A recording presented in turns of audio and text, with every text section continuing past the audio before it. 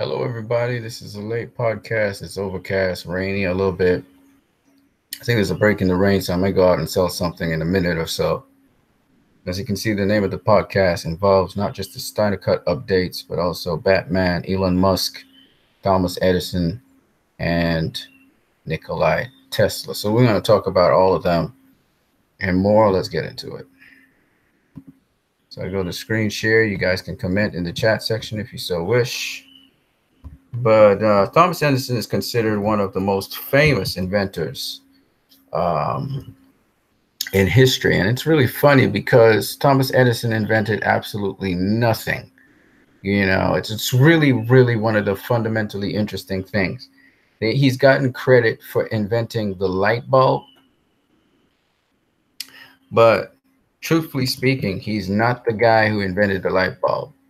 Um, and so I'm going to tell you the people who get credit for inventing the light bulb and how this patent came about and how he got his patent, which is not really his patent, for the light bulb came to pass. First of all, I'll give you a bit of history here.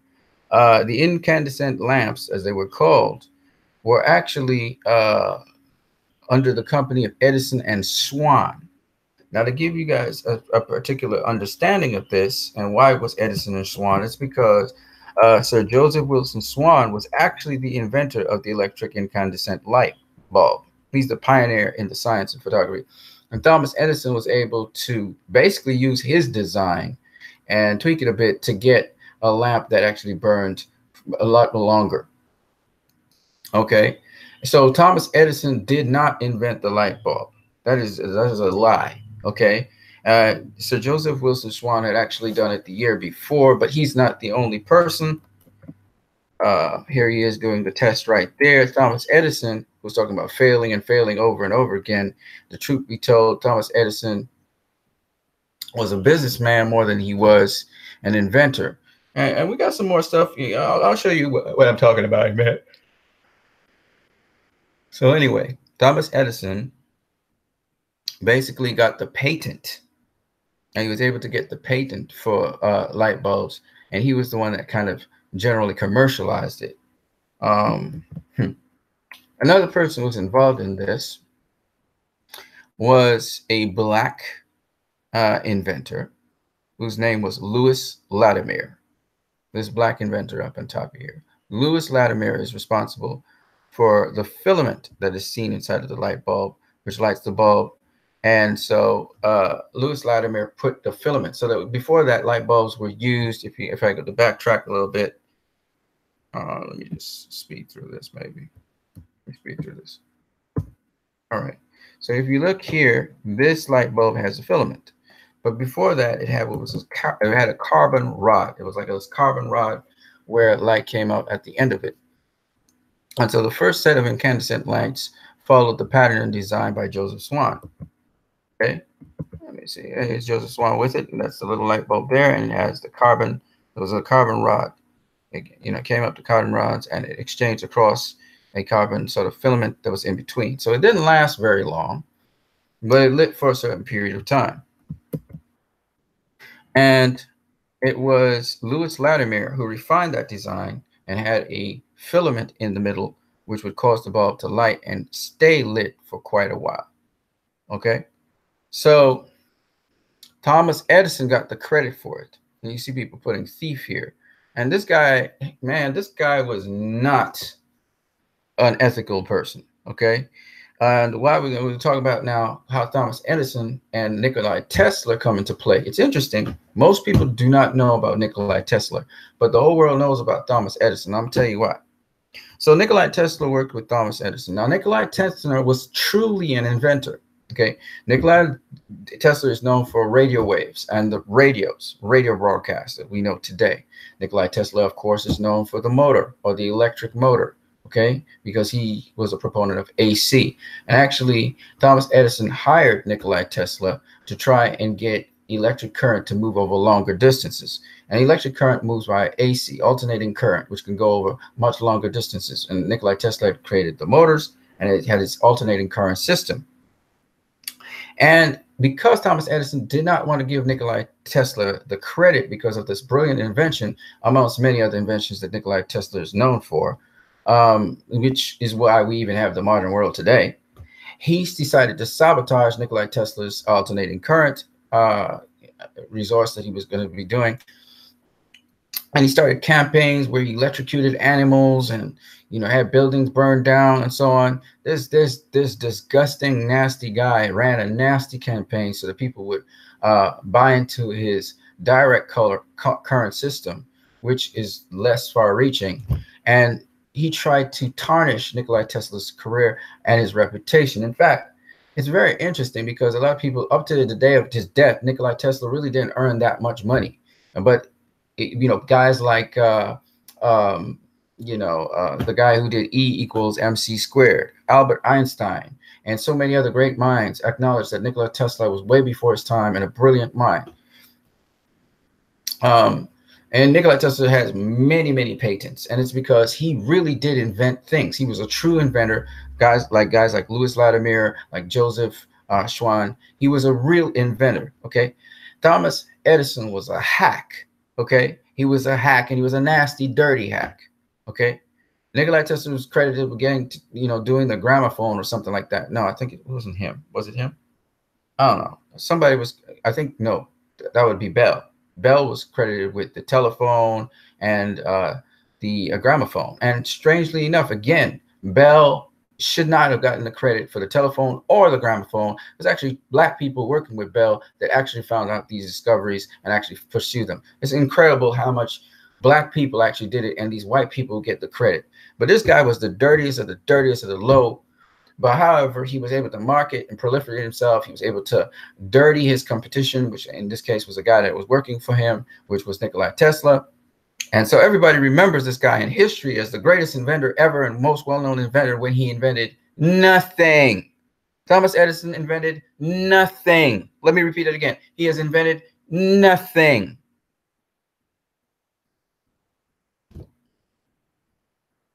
All right. These are facts. All right, so let's keep it moving. So Nikola Tesla was one of the great minds of the day, and he said many different things about many different things. And I was glad because the DCEU sort of highlighted Nikola Tesla when we were looking at the Flash, okay, the Flash corrector. Unfortunately, unless we have the Snyder Cut, that Flash corrector was not given in great detail, so we couldn't really know a lot more about the Flash for his Flash movie. Thanks to Warner Brothers. By the way, Warner Brothers cut it out. We know now for a fact at least 50 minutes of freaking Justice League was cut out. Okay, so if we had a 2-hour-long film, that is 1/4 of a 2-hour-long film, right? 50 minutes is 1/4 of 2 hours. No, sorry, my bad. I'm wrong. 50 minutes is 10 minutes short of half of the freaking movie we would have gotten. So the movie we had, almost half the time of it was cut out of it. But short of 10 minutes, closer to a half of it. That is just insane. That is just clearly stupid on Warner Brothers' part. And this is what we had to deal with. So the Justice League film, they literally, I can't believe I'm saying this because this was something I was saying the opposite about. No, at most maybe 10 minutes, 5 minutes. No. People were saying 30 minutes. It ain't even 30 minutes. It's 50 minutes. Almost a freaking hour was cut out of the movie that Zack Snyder had. And I already showed you guys the evidence before. And it just pisses me off. Anyway, going back to a poll, this snapshot was taken sometime this morning. So we're about 261 votes in. This is the update. I think it's a lot more than that now. I think we are past 300 now, if you guys go up on Twitter. But we still need you to advocate, share this poll. I have been trying to actively share this poll with specific sites. You can go to all kinds of sites on there, like, the DCU sites and so on. Or you can go up on Twitter, type in hashtag DCU online or DC fan, hashtag DC fans. And then you can go into people in the search engine and you'll find a whole set of people. And then you can go there. That's what I'm doing. And just keep on informing them about this poll that's there. You can either pin up the poll on your Twitter and then direct them to your pin poll. You know, there are many different ways. You can put the link, you could tag them into the poll that I have, so you can just look at their what their Twitter handle is and just tag them into this poll here. However you want to do it is not a problem. But at the end of the day, we need more people, and I would love to have a team of people help me out with this poll so we can get it to some numbers that are respectable. So that's what I'm doing mostly. I got to go out and work though. The last thing I want to talk to you guys about is something I observed in Batman v Superman. It's just so dope. I just had to share it. I shared it on social media already, and a lot of people were like shocked and stuff. And it was really cool. But I wanted to show you something that I think is really, really, really, really, really, really interesting. So if you bear with me for a second, I'm going to show you this. And then we can bounce. Man, it's raining. This whole day has been rainy. It's raining again. I can hear it in the background. Anyway, man, let me show you guys what it is. So here we go. Pop. It blows everything up nice and big. So if you looked in the beginning of Batman v Superman, Batman is seen on Gotham City Seaport, and there, see, Batman is overseeing, he's watching at Lex Luthor's people offload the kryptonite, which is in a box, which is this box here. See, moving across, and they offload it into a truck. And you see Batman on top of here. Now, what's so interesting about that, if I were to just kind of get your attention for a minute, is that this particular scene here, if you look at the ship that's banked right there, which is, of course, the, what was it called? You guys remember what the name of the ship was called? Hold on a second. Yeah, the name of the ship was the, I forgot what the name of the ship is. I can't believe I just blanked out about the name of the ship. But you guys know what the name of the ship was, right? You can see bank into the wharf here. You can see another barge right here. Okay.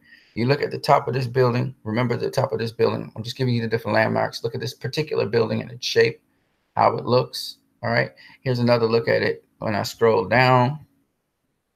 Scroll down right here. Another small building, but this is the building right here. This is the building right here. You got this, what you call this thing? Like a forklift kind of. That's not a forklift. What's this called? Crane. The crane. He's on top.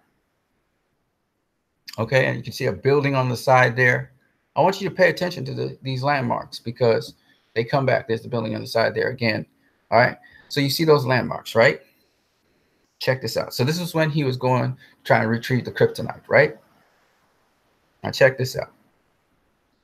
When he was going in to save Martha, right? Same port, right? Check this out. It's the same port. There's that barge thing that we saw down there, right?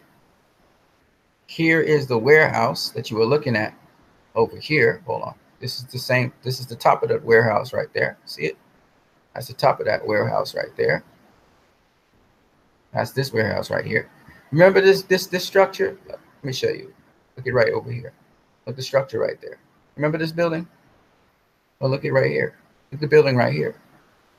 That's the same building, right? It's the structure here. You remember there was a truck right here. Remember that, the truck? And they were offloading the kryptonite on the ship right over there. Batman was on a crane. Look at crane right here. He was on this crane overlooking that. Remember that? There it is. Look at the crane right there. See, the crane would take things off of the ship and move it different places. He was on this crane. There he is on the top of the crane right there. Right? See him on the crane, right? So look at the crane right here. It's the crane. Batman was on top of that, right? And there's the building right there, right? And behind it is another building. See? Remember that building in the shot? So this is the same. This is the same wharf, harbor, seaport, whatever you want to call it. It's the same place Batman ends up coming back to. I thought it was really dope. I really thought that was really dope. The same spot. All right. So when he's coming in with the bat plane or the bat wing, he's coming into the same place. So when Alfred told him, was tracking the thing back to the seaport, it was the same place where they had stolen the kryptonite. The question I would have had was, you know, if Batman was chasing you guys down there, what made you think you could kidnap Lewis Lane? And probably they were in this building. They probably were in this building. They kidnapped Lewis Lane. They probably were in this building. Maybe not. Maybe not. Maybe an adjacent building near to here. It's possible. But at the end of the day, Batman ends up shooting up. He ends up shooting up guys right on the side here. Look, right here. See them right there, and see the debris right there. Same debris. That's the debris right here. So the cars were right here. So they came right back to the same port. You would think they'd be smart enough to say, you know what, we need to move somewhere else on the port. Nope, they came right back to the same place. Same place when they got the kryptonite. They had Lewis Lane somewhere up in here, maybe in this building. Who knows? It was one of these. But, Batman, flies back in. So anyway, I thought this was really cool. That was the same spot. And I was able to identify it from the landmarks, So here it says, and a lot of people were kind of shocked by that. Batman visits the very same spot on Gotham's seaport twice. The first time with the Batmobile for the kryptonite. Maybe he was chasing them down with the Batmobile in one of these places. But this is a real place in Chicago. It's literally, there's a place in Chicago. There's a place called Nicholson something services. It wasn't just a tribute to Jack Nicholson. It was actually it's an actual shipping place. This is an actual shipping port, by the way. And yeah, this Batwing is CGI, but most of it is a real port. So I thought this was really dope. And then the second time with the the first time was with the Batmobile for the kryptonite, which is 1 and 2. You see 1 and 2 right there. And then the second time was with the Batwing for Martha. He smoked some of them guys outside. So it was really cool to see all of that. And so I just wanted to point that out as well, And, like I said, when you're in the front lines, if you read The Fountainhead or whatever, when you're in the front lines, it's not always about people remembering your name. And the cool thing about this is there's a lot of heroes out here, real heroes, where they've been bad-mouthed. They've been, people have gone on smear campaigns. You've seen how much smear campaigns have been going on with this particular regime of government, where they're trying to smear everybody. They're trying to smear Mueller for doing really the right job. They've been trying to smear, and their followers actually believe them. They've been trying to now smear the very people that was working with Donald Trump, etc. And as the chain starts to tighten around Donald Trump and this, his supporters are going to get more and more ravageous, and they're going to get more rabid. And then when the obvious facts and truth, which cannot be denied, come out, some of them will still hold fast to Trump and try and, create a rebellion. But most of the other people are going to realize, okay, time's up, right? But it's still one of those things where, as you look at it, you can see how people on the front lines. I looked at BVS, and I really enjoyed BVS because, as I said, on Twitter and on Facebook, because for the once, the hero is not universal acclaim for him being a hero. And you've never seen a superhero film. Name me one superhero film. Somebody out there, name me one superhero film where the superhero is doing the right thing. He's not controversial because he's trying his best to do the right thing. Not like Batman. Batman's not your typical superhero. He's a bad guy. He does some controversial things. He don't give a damn. And, people have sometimes a reason to say, hey, man, this guy just be coming down hard on criminals. They have rights and stuff. He'd be violating their rights. Superman was not that. Superman was trying to do the best for everybody, right? And he just was such a controversial figure because a lot of people didn't know what to make of him. He was like this revolutionary idea that was out there. And when you think about Superman and all the good he did, and yet at the end of the day, people wanted to see him dead and burned. And they were accusing him without cause. And they were judging him without reason. Even though this guy had only done good time and time again. And they were ready to throw dirt on him for being so revolutionary. It's very interesting to me that in the end, they kind of caused his death, right? In a way.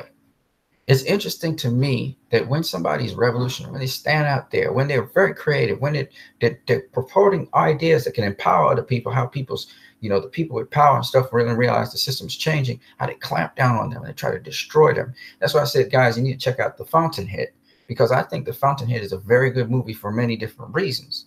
And while the guy is preaching to everybody at the end of The Fountainhead, and some of the stuff I just don't agree with, I get where he's coming from the values that America espoused, like copyright and, patent values. And, if a person has property, intellectual property rights, from that perspective, the guy is dead on about what he's saying. And so it's like, the old reason why we have the Fourth Amendment, where people are free to express themselves, that's important. Even you have some people with some very controversial opinions, which are, straight up, Donald Trump, he's free to express himself because of the Fourth Amendment. Now, look at him. He's trying to clamp down on other people having the Fourth Amendment right, and he can only have it. And that's a sign of totalitarian or authoritarian. And in a society that is truly communistic, they try to squash an individual's right to say something that may not be agreed on by everyone else. And then the court of public opinion will determine whether that's something that is damaging to society or not. And I'm just saying that, you have to have those freedoms to be able to do so. Religious liberties and liberties, period. Everything comes with a consequence, but at the same time, people should have their freedoms. And you find that these corporations, they're trying to muzzle people. Like when they do the non-disclosure agreement, that's to muzzle someone from saying what they really want to say. And I truly believe in a free society. While certain things can be damaging, I think that certain times companies and corporations, they're able to lock people down and make them slaves to them. And in a way, the Fountainhead was saying, hell no. And push back on that. And I absolutely agree with that as an independent creator myself. I believe that you should not. That's why I never put myself in a compromising position. Just because I'm working for somebody, that means I must pledge my loyalty to them or whatever that means. That's kind of Gestapo at a certain point. Yes, you should have loyalty, but loyalty should be something that's voluntary and not something that's mandatory. And that's the problem with the whole thing. You forcing people to be loyal, then they can't really truly be loyal, right? But if they voluntarily be loyal, that is true loyalty. So I always believe that that is the thing that makes BVS beautiful. The thing that makes BVS beautiful, in my opinion, is that the hero is not seen like a hero by everybody, and that there was a price to pay for doing things which were truly heroic. There was a consequence to that. And you had to determine now, you had to ask yourself if you want to continue down that road, because you're not going to get the results you think you're supposed to get. And it's not result based. I always say being good has nothing to do with how people perceive you. I think being good is doing the right thing in spite of the fact it's not the popular thing to say or do.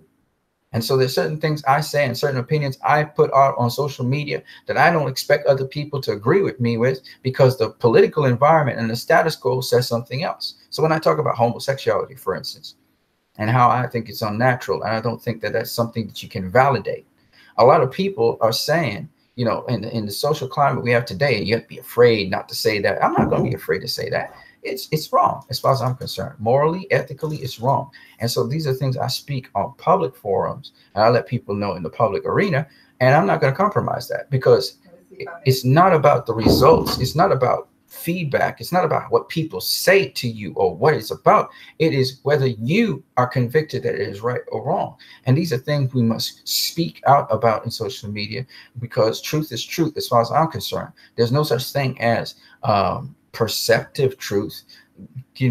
I believe that there's truth. Now, whether we see different sides of the truth or whatever, that's another story, and we can get a full picture of it. But there's truth is truth. And a lot of people don't want to hear that. You know what I mean? And so it is what it is.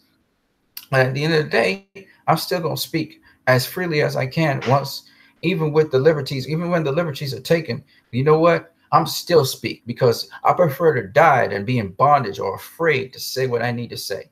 So I've understood now that you have to be what you are to the core, and don't worry about what other people think or say about you. Sometimes things need to be spoken. When you look at Martin Luther King Jr., after he's dead and gone, he's okay, and everybody's praising him and blah, blah, blah, blah, blah, blah, blah. They put the platitudes on these guys after their life is spilt and their blood is gone. Now everybody's talking. But at the time, Martin Luther was a controversial figure, okay, Jr. He was controversial because Muhammad Ali was a controversial figure. He wasn't going to take no draft. Okay, when the guys put up the power fist, the Black Power movement, when they put up the power fist in the Olympic Games, they were seen as controversial figures. Today, the same thing is happening. Guys like Colin Kaepernick, they kneel at the national anthem. Some other guys are kneeling. The NFL players are kneeling at the national anthem, and they're seen as unpatriotic. The same nonsense from 1960s with Muhammad Ali is coming back around full circle because of racism and people afraid to see a diverse society. I'm just saying that at the end of the day, it's not what people think. Even if the popular or the popularist opinion or the populist opinion is a certain thing, it's not about that. It's about right. And if it's right, you stand for what is right and you say what is right. I like D.L. Hughley was saying, you know, this is what I believe. And I say, I'll stand up for the right thing. It doesn't have to be popular. I'm going to say what I got to say. And we need more people like that. We need more people, and maybe they don't get it all correct. Maybe some of the things they say is kind of a little bit off. So what? At least they're convicting what they're saying and they're willing to die for what they're saying. And all I'm saying is I prefer to live a life which I'm true. Some people say to be true to yourself, and really, truly to be true to yourself, you got to be true deep down, inside and outside. What I mean by that is I can only be as good to myself as I treat others. How I see myself is how I will treat others. You know what I'm saying? So if I'm true to myself, then I'll be true to others, right? So in other words, I can only truly show that I'm true to myself by how I treat others. You understand what I'm saying? So, but anyway, at the end of the day, I truly believe that we have to stand up for something. We have to stand up for something. And that's what the Snyder Cut is about. It's about artistic integrity. And I feel that it's a worthwhile endeavor. You know, even the people who are talking about rehiring James Gunn, maybe they should change their hashtag to support James Gunn. That's what they should have put it to, support James Gunn. In terms of the unfair treatment that Disney gave James Gunn. I don't think you can get Disney to rehire James Gunn. If Disney don't want to rehire James Gunn, they ain't gonna rehire James Gunn. It don't matter what you do. You know what I'm saying? Because they it's their company. They can do whatever they want. You know what I mean? But in the terms of intellectual property and agreements with directors, Zack Snyder, if he wants to get a cut of Justice League coming out, hopefully he could do it through the Directors Guild or whatever, because he has 100% of the principal photography done. So it's basically his film. You know what I'm saying? So he has the right to challenge them, Warner Brothers, if he wants to become adversarial. He doesn't have to, you know, but there's a case there for the Snyder Cut thing. Even though I don't think he would pursue it like that. I think he would let the fans ask for it instead of being selfish and pushing through his, you know, like he pushing his agenda. I think he would want the fans to do it, to stand up and say, well, yeah, you know, we want this cut, Warner Brothers, you know. And again, Warner Brothers doesn't have to put out the cut. But I have a strong feeling if they say we're not putting out the cut, it's going to leak. Because there's just too many people working in Warner Brothers that didn't like what went down. And I'm pretty sure the cut will leak out. That's in social media in this day and age, it ain't going to be like Richard Donner. It's not going to be like, and we saw pieces of the cut leaking, so we know it could be leaked out, right? You know, it's not like the other times. This is a different era where social media and the demands of fans kind of drive things in a certain direction. But having said all of that, that's why I think the Snyder Cut movement is worth the while. I've seen Marvel try to pull up something equivalent. You know, they always trolling DC. You know how it goes. And they always come with something real whack. You know what I'm saying? There's another thing I thought was very interesting. And no disrespect to MCU, but man, y'all are kind of whack, man. Y'all are whack in so many different ways. Some of these Marvel fans. No disrespect to the Marvel fans that like, and the DC fans who love MCU and DCEU. But some of the stuff they do is just whack, man. It's like, you remind me of Thomas Edison. You know, he's always trying to put a smear campaign on DC. You know, nobody be coming trying to do a smear campaign on you.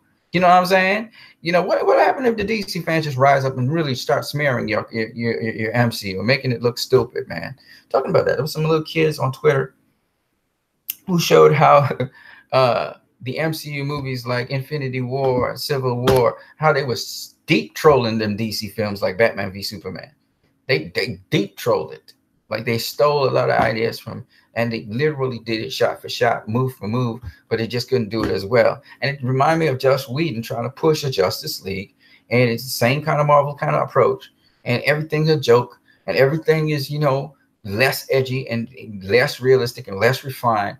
And it just tells us that, you know, that's why I didn't like the MCU so much. It doesn't attract me. It doesn't get my attention. I'm disinterested in it. It's because to me, the MCU just don't appeal to me. You know, there are one or two movies that really appeal to me. And I would say, even though Black Panther I thought was better than Captain America: The First Avenger, I might change that back to Captain America: The First Avenger being the better movie. Black Panther has nice topics, nice issues in it. But again, it's just way too, there was, like I said, the jokes started to take me out of it at first, and then they kind of backed down on the jokes and they got a little bit more serious in the movie. And there was one joke in the movie that I gotta admit was a good joke. I'll tell you when I think a joke is good.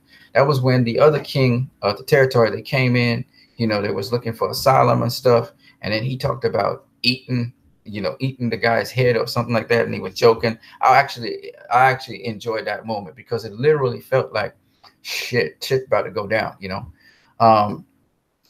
And so they took the edge off of it. I actually enjoyed that part of the movie. I was invested in it, and I actually felt there was some stakes in the movie, you know, and that joke was just right. That was a nice place to put that joke. I think Ryan Coogler did an excellent job on that movie. I thought it was still a little too much jokes in the beginning. Okay, there was a little bit too much jokes in the beginning, but once Killmonger came on the scene, you know, you felt the seriousness of the moment and the tension and the fact that he knew something. I kind of enjoyed it. And then how the plot went along. I'll tell you, that's the kind of movie I would prefer any day, anytime, right? Wonder Woman was kind of like that, but a little bit better, much more serious. When you look at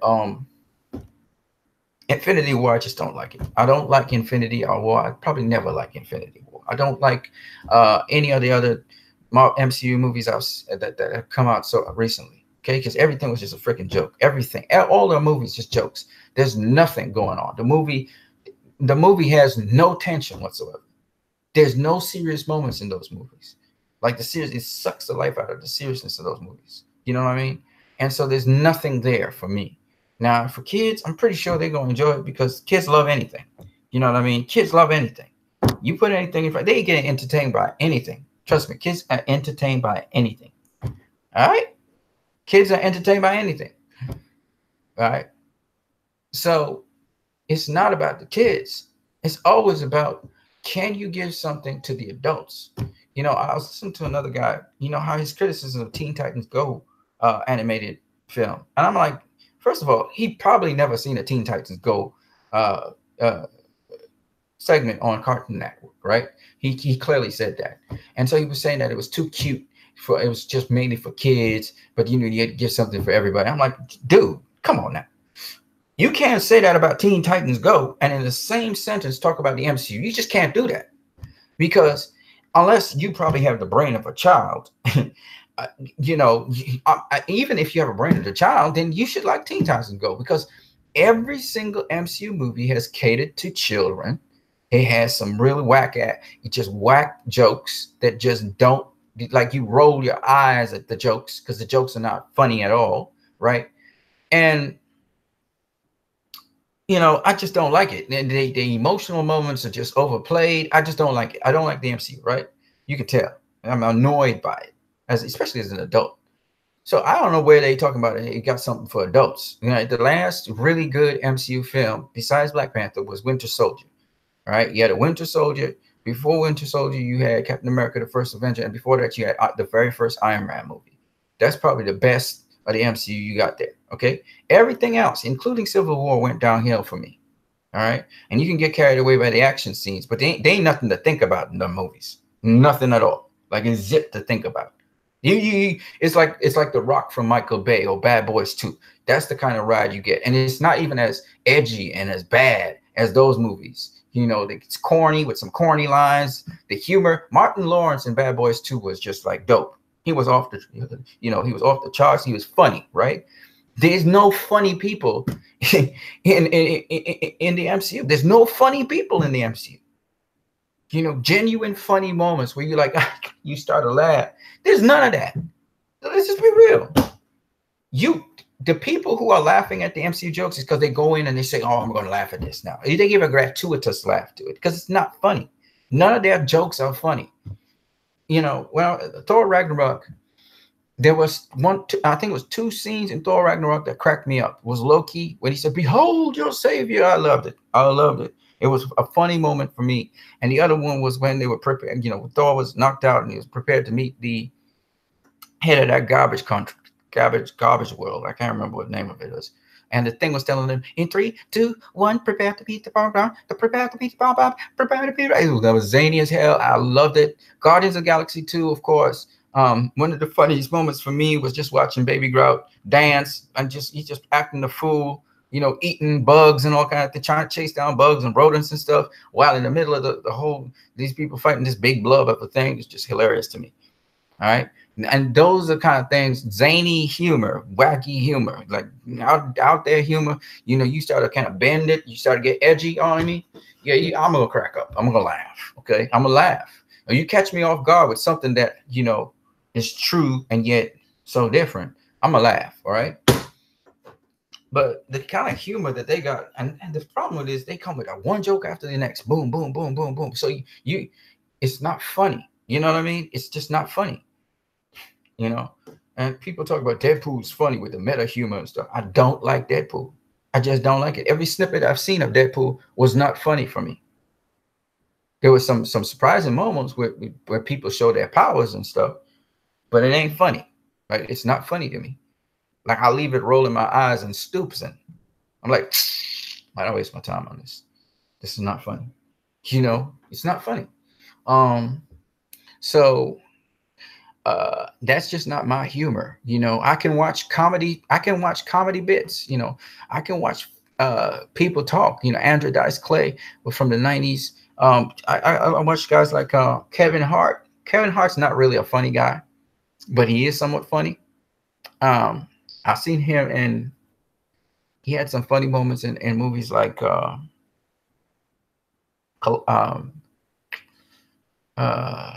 keep always forgetting the name of it. With the two movies I saw with him and The Rock, they were pretty funny. They were pretty funny. And I like that he was behaving in character. And his character wasn't funny. You know, Kevin Hart's character, sometimes he play a straight character. Or he play, you know, it's a kind of situational something where he say something or you do something. But because of the the compromising situation he's in, it is funny. Okay. Kevin Hart really ain't funny. But he can do some things which are pretty funny. So that's why I enjoy him. You know, but my point anyway is that, you know, if you're gonna do a movie that you say is a comedy, then make me laugh. Make me laugh. Don't make me roll my eyes and be just like, wow, did I spend this money to come in the cinema? You know what I mean? And so I don't like the MCU. I'm gonna be honest with you. I just don't like it. It's not my thing. It's not my cup of tea. I don't waste time on it, right? But when you start to badmouth and bash the DC, all the comic characters are too serious because you got an MCU over there that everybody's trying to laugh at. Everything's about a joke. It's a buffoon. It's a buffoonery over there. And you come across to the DCEU trying to do that nonsense. You know, the people who like the DCU is because, you know, I remember comic book movies being serious, right? We got Blade. We had Spider-Man 1, 2, 3, 4, whatever, Amazing Spider-Man, whatever. They were mostly serious movies, right? You had Unbreakable, Sin City, you know, a ton of movies. Sin City 2. You just had Split, which was scary as hell. You can have comic book movies which are serious. We had a bunch of comic book movies last year that were serious. You know, you can have some comedy in them, but they don't have to have comedy all the way through. You know what I mean? And so for me, the best comic book movie of all time is Batman v Superman: Dawn of Justice. That is my #1 comic book movie of all time. It is the best comic book movie I've seen. I am yet to see the Snyder Cut of Justice League and see if that can beat that, because I'm really looking forward to seeing the Snyder Cut, and then we will really truly know, right? All right, man. Royal Wakefield. Hi, Anson. Hi, everyone. Shout out to you, brother. Let me get out of this.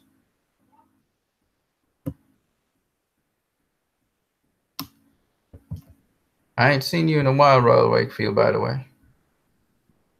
It's 4:45. The day's almost done.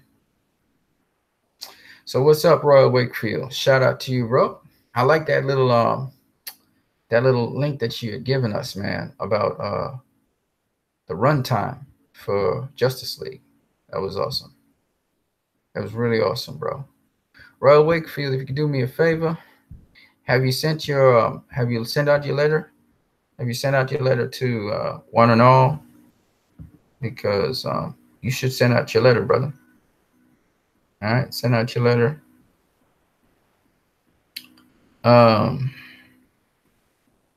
What do you think, man? Do you think we're gonna get the Snyder Cut, brother? You think we're gonna get the Snyder Cut? What you think? Put in your vote for the Snyder Cut on this poll if you want. Don't forget to, if you haven't done the poll, share some of my stuff also, Royal Wakefield, on Twitter. Share it all around Twitter. Retweet it, share it, whatever. The strategy we're going to use on Twitter. This is the strategy, folks. For those of you who see this video, the strategy on Twitter is going to be this. All right? For those of you supporting this poll, I want you guys, man, how you get some heat on that tweet? Oh, hold on a second, folks. I'm just going back to Royal Wakefield. He just said, hi, yes, I got some heat on that tweet. Yes, I sent my letter maybe 2 weeks ago. Cool. How you get some heat on that tweet? Who was throwing shade at you? Snyder Cut fans? Who was throwing shade on you on that? Because to me, that tweet showed the runtime. 170 minutes is 2 hours and 2 hours and it's 2 hours and 50 minutes, man. That's some serious runtime right there, you know. And Snyder didn't only say, Snyder, responded with that to John Berg. I mean, John Berg's in the know, you know what I mean? And then on top of that, at least John Berg was the head of DC Films at the time. And then on top of that, if you look at the Twitter at Vero, somebody else talked about the runtime, and Zack Snyder liked it. You know what I'm saying? People dating John and Zack was being sarcastic. People dating, but if he was, he wasn't being sarcastic because John was the one that brought up the runtime. You know what? Let me show everybody again. I'm gonna show everybody again because that was not being sarcastic. It couldn't be. It couldn't be. Let me show you. Show you guys the runtime again. Hold on a second. Hold on a second. Because I got a screenshot of that now. I got a screenshot. Boom. So watch it now back to back, right? Hold on a second. I want you to see this. I could not have been just, look at the actual statement, all right? So this is John Berg. This is literally John Berg's account, right? Watch that. Look, John Berg said to Zack Snyder, disappointed the Justice League movie is only 170 minutes. He said that, not Zack Snyder. He said that. Then he goes on to say, also curious as the movie isn't finished yet, but IMDb knows exact running time. John Berg said that. John Berg said that. That wasn't Zack Snyder said that. That was John Berg said that. And he said, disappointed the Justice League movie is only 170 minutes, which means John Berg thought it was too short. He thought it was too short. Now that's crazy.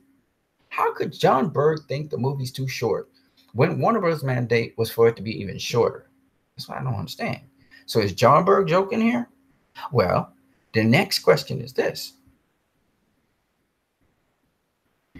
We go up on Vero, and Imperious Lex posted a photo saying hashtag Justice League is 170 minutes, and Zack Snyder likes that. Why is he liking that? Why is he liking that? So help me understand why you need to pull your tweet. So is John Berg being sarcastic? And is Zack Snyder being sarcastic? What's going on here? What's going on there? I just asking. Nah, that sounds like he was serious. And this looks like this was a serious discussion. That's what I'm thinking. What do you think?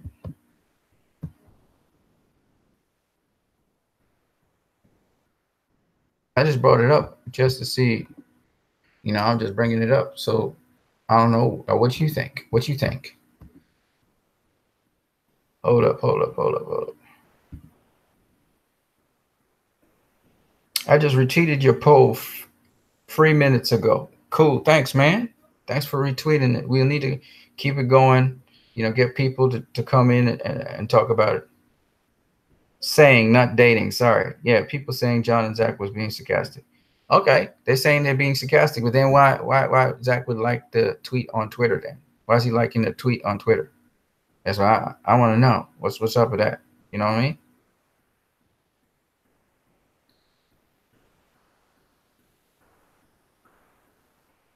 Royal Wakefee says, right. I interpret it as John is thinking too short too, and most do not see the word only. That's what I'm saying. I don't know. Why is he saying that? He means sarcastic? Well, if he's being sarcastic, why is it that why would he say that? You know what I mean? It doesn't make sense. It doesn't sound like Zach, especially John Burke seemed to be back in Zach, and he thought the movie should have been longer. That's what that's saying. So I don't think they were actually being sarcastic. I just can't see that happening. You know what I mean? So I don't think that was, I don't think that was the beat, man. I don't think that was the beat. And that's just my thoughts on it. I don't know. Yeah. Um but yeah, I want to just say thanks for supporting the poll, retweeting it and stuff. We're gonna try and get to other people on Twitter and get them to support the poll. Anyway, some people just kept calling me names. Oh, and hey, man, you should stand firm, man. Sometimes, like I was saying in this video, sometimes you just have to stand for principle and don't let people bug you and harass you and stuff. You just stay where it is, because that's what happened with Superman, right? People was just hating on him and stuff, but he just kept on trying to do the right thing, and that's what you got to do. You got to sometimes be convicted. Don't worry about the feedback and the peer pressure. You just stand your ground. Sometimes you just got to do that. Stay in integrity. You know what I mean? People have tagged me and all kinds of things. They've done all kinds of things to me on Twitter and stuff, and I just stayed my ground. But it's good to have you back, man, Royal Wakefield. You was right all along, man. You and some other guys was right all along. That Zack Snyder's movie was compromised. You know what I mean? Just like you said in previous video, I do sometimes see things too literal. But you was right though. You was right about everything. You were right about everything. I was the one that was wrong. And I had blocked you and all of that, and I'm sorry about that, man. I apologize for that, man. But you were right. You were right, brother. I have to turn around and actually say I was wrong and you were right. So you hearing the apology straight from me, man. And you had the valid reasons for saying what you were saying, and a couple other people had valid reasons for saying what they were saying. At the time, I was only seeing rumors. I couldn't see the facts. You understand what I'm saying? I couldn't see. Now I got all the facts in front of me, and next time I'm just not going to say nothing. I'm going to just watch. I remember Man of Steel gives answers. He was just watching to see what was really going down. Next time I'll watch and see what's going down instead of just taking a position and then it's a wrong position. You know what I mean? I'm the one that needs to apologize, not you. So I'm apologizing now. Even Dave, the film junkie, was right, and Phil Gobb was right. They were right, and I couldn't see it at the time because I should have paid attention more to the trailers and just what was going on. But because the media was also pushing all these rumors and stuff, it was like, man, I can't trust the media. They've been anti that. They want to see this movie fail. So I was fighting. I thought this movie was fighting against so much, not understanding that actually the people involved was really sabotaging the Zach's vision for the movie. And the thing about it is, let this have been Marvel, you wouldn't have been getting all of this. This was a hush hush. But the media so wanted to see the DCEU fall, and they still want to see the DCEU fall to this day. They want to see it fall. These haters want to see the DCEU fall because it's a threat to the MCU. MCU don't have nothing to offer us. Nothing. And people know this. And they've been trolling and copying the DCEU for ideas. Because what are they? Formulaic. You see one, you see all of them, right? And they know this, right? And they're about promoting the MCU. The whole industry set up to promote the MCU. You know what I'm saying? That should be the only universe out there. Well, I just wish Warner Brothers would have stuck to their guns and just did what they do. But we have some people, they they listen to the wrong people and all of that, and they think they have the right thing. These are the same people who failed them time and time again. But just because they sting around because they do comic books or whatever, they stuck to those guys instead of listening to the people who really know what they're doing. Zack Snyder's the guy that brought your DCEU to you. So he's best knowledgeable on what to do. But you listen to the media, oh, they're still sticking with Zack Snyder, blah, blah, blah. And again, doing the right thing and being heroic is not getting positive feedback. Zack was doing the right thing. He was heroic. He wasn't getting the positive feedback. You know what I'm saying? He had detractors, even people inside of the industry, Kevin Suchiara and all these other guys, bad mouthing this dude. And Jeff Johns wasn't trying to really help the situation, right? Now he's got what he wants. Jeff Johns got what he wants. All right, we'll see how it goes. Okay.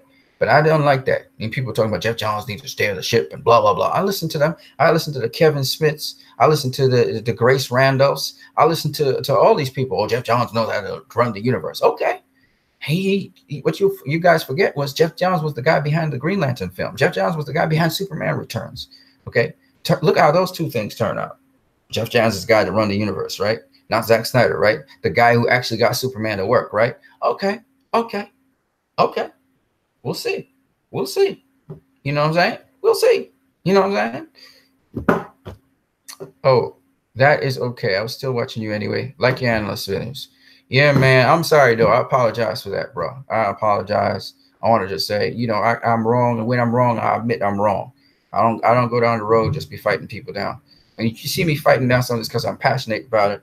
I didn't like how Justice League was treated. But now, in retrospect, I have not gone back and watched Justice League since I realized what was going on, and the thing that really woke me up was when they put in the deleted scenes of Superman, and it's just so much deeper and just showed you what Zack was about. And they left that out of the movie. And it just reminded me of BVS all over again, but this time they took the heart and soul out of Justice League. You know what I'm saying? Because that was a very pivotal moment, clearly. And just for runtime, you serious, man? You serious? So, I mean, recently I heard Jeff Johns say Zack doesn't follow the comics. My God. You know what I'm saying? Royal Wakefield, man, look, dude, man. Anyway, he running the show right now. He's running the show for the other set of movies. I'm not interested in them. Wonder Woman's got a little bit of my attention, a little bit of my interest. It's being done by, I think he's doing some of the writing, but there's other guys writing for it, and Zack is executive producing it. But I think he wrote for Aquaman too. We're gonna see how that turns out, right? I don't know why Jeff Johns is in the writing of these films. Why couldn't it be somebody else? But anyway, we'll see how it turns out. Maybe he's good. Maybe he's good for it. He said, "Yeah, Justice League's meeting that deep stuff Zack does. Yeah, it lacks some depth, and they chopped the film to goddamn hack, man. They hacked up that film. They shortened that film down. They chopped it up. I'm not saying it's the atrocious film, like it's the worst film ever. I'm not gonna say that's stupidness, right? It's a solid film, right? But it's nothing like what Zack had in mind. Nothing. Like it doesn't even come close. Do you know what I mean? Suicide Squad was not what David Ayer really had in store for us. And that hurt. That's what hurt the film as well. I could understand why the core Zack Snyder fans was like, this is not what we were advertised in the ads building up to this film. I mean, we still haven't seen anything that lives up to the level of the sneak peek we were offered, right? Same thing with Suicide Squad. The trailers that we got, it didn't live up to those trailers because they changed up the movie, for what we say. And then we got some extended cut. Like Warner Bros. Realized they did shit, so they put out an extended cut as if that was what David Ayer had in store, and that was not what he had in store. So I ain't want no damn extended cut for no Justice League. You gonna give me the Snyder cut, or don't give me nothing at all. You know what I'm saying? I'm not accepting that. I want the director's original vision for the film. And if we could get a Donner cut, which is not authenticated by Richard Donner, because they fired Richard Donner, remember, before he could finish Superman 2, right? So all the principle was not done by the time they fired Richard Donner, right? And some other guy was brought on board to finish it. And that's why that movie didn't do as well as, say, the first Superman movie, because the original guy who brought Superman to the screen got it to work. They always do this, right? They get rid of that dude. For what reason, ever reason, these stupid studios always get rid of the guy that brought them to where they are at. And they feel they can duplicate it now. Oh, we don't need you. You was just a guy to get us. He was just a springboard. We don't need you now. We don't get our own ideas into the movie. I don't know why the studios always think this is a smart idea. I just don't get it. Like, they sabotage themselves. You know what I mean? Tim Burton. Say what you want about Tim Burton. Tim Burton got Batman to the big screen in a different way, revolutionized comic book movies. Comic book movies are never like that. Tim Burton made comic book movies where they are. He came back in Batman Returns. He got some, the critics came down on him. Oh, this is not like for children. It's real stupid stuff, right? It was not for kids, whatever. And all of a sudden, Tim Burton is not doing Batman Forever, right? Some other guy, Schumacher of all people, he's brought in to bring in Batman Forever. Yeah, make a little bit more money than Tim Burton's Batman Returns, which I think is his best movie in terms of Batman movies. But at the end of the day, we realize, and I remember them saying, well, anybody can play Batman after Val Kilmer plays, right? And then after that, what we find out? They come back and they put George Clooney into the costume, and they're doing a straight out, wild out of Batman and just clowning him and everything. And what happened? It flopped. Why did it flop? It flopped because they did not follow along the lines that Tim Burton had set up for Batman. People have come to expect a certain degree of grit from Batman. And while if anybody goes back and remember the time, and I even remember it as a kid, when I saw Batman Forever, I was like, that ain't Batman. That ain't Batman. Val Kilmer just did not match up to Batman. And then they had all these stupid jokes, these one-liner jokes inside of the movie, and it felt clunky. And to this day, I cannot watch any of Schumacher's renditions of Batman. Them two movies, Val Kilmer's Batman Forever and Batman and Robin, are the worst Batman films I have ever seen in my life. Okay? They're the worst. Okay? I want to scrub it from my mind. The Catwoman movie is better than Schumacher's Batman and Robin. It's just better. It's a better movie. Okay? Goat Film says, I got my 4 cousins to go see the Meg. All right, I'm not really interested in the Meg. I'm not really. I'll be honest with you. But shout out to you and your 4 cousins, Goat Films. Yeah, so I mean, that's what Warner Bros. Did. They run out. Then they beat over the head the Superman franchise. When you look at the next 2 Superman movies, Superman 3 and Superman 4, they just progressively got worse. And then they went with the Supergirl movie, and that got worse. Then they waited a long time, and they came out with Superman Returns, and that straight up just they had 1, 2, 3. They had 4 bombs. 4 bombs for Superman movie. They could not get Superman to work. All right, they just couldn't get Superman to work. All right, Jeff Johns was involved in Superman Returns. They said it was the perfect Superman. This was gonna be it. You know, he was also behind Green Lantern. It was perfect Green Lantern. This is gonna be it, the one, and that bombed as well. So you had Green Lantern. So they had 5 bombs. They had in the meantime, the thing that kept them afloat was Christopher Nolan's Batman, which I'm not really hot up on. I don't really particularly like Batman Begins. I don't particularly like The Dark Knight. The Dark Knight's better because of the performance of the Joker by whatever the guy's name is. And then, you know, The Dark Knight The Dark Knight Rises. Again, I'm not affectionate with none of them. All right. But Christopher Nolan was able to bring that to the screen. You know what I'm saying? He was able to bring it. That's the only thing that was working for them in superhero movies, in live action.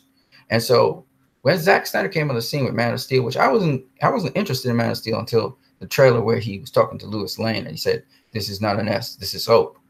It means hope, and just the whole idea of these glyphs and that the glyphs represented something and all of that stuff. It was just dope. And it just blew my mind, and it was like a totally different world, and realizing Superman in a totally different light. And Zack Snyder, Christopher Nolan, and David Goyer just brought something unique to the screen that I, to this day, love. I went and saw Superman. I saw Man of Steel in the theaters 6 times. I don't go no theater to watch no movie, and I go and see it 6 times. Okay, I went and saw BVS 10 times in the cinema, 2 times in IMAX. Okay, so I mean, Go figure. You know what I'm saying? Justice League I never saw in IMAX, but I saw it in the cinema 10 times as well. All right. You say Zack Snyder, I know he brings something good to the screen. You know, you don't have to ask, you don't have to tell me that. You know what I mean? Right, she said, I'm concerned about Aquaman. Since Densley like Batman Forever, like, oh shit, dude, I see it from a mile away as well. I see the same things, the same signs, the same thing that happened with Suicide Squad. You know, I see the same things you're talking about, brother. I'm rather concerned about that as well. I have the same concerns as you.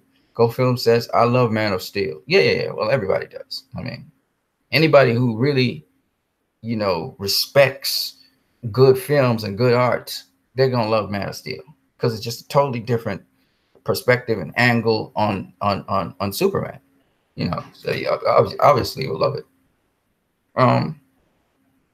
Anyway, guys, man, I want to get out of here. It's 5:06. I didn't get to work today. Probably won't work today. Oh, let me see what's going. Yeah, raining nonstop, overcast day. This is one of those days I just had to chill out home and relax. So I haven't made no money today. Yesterday I made a little bit of money, and today I just got to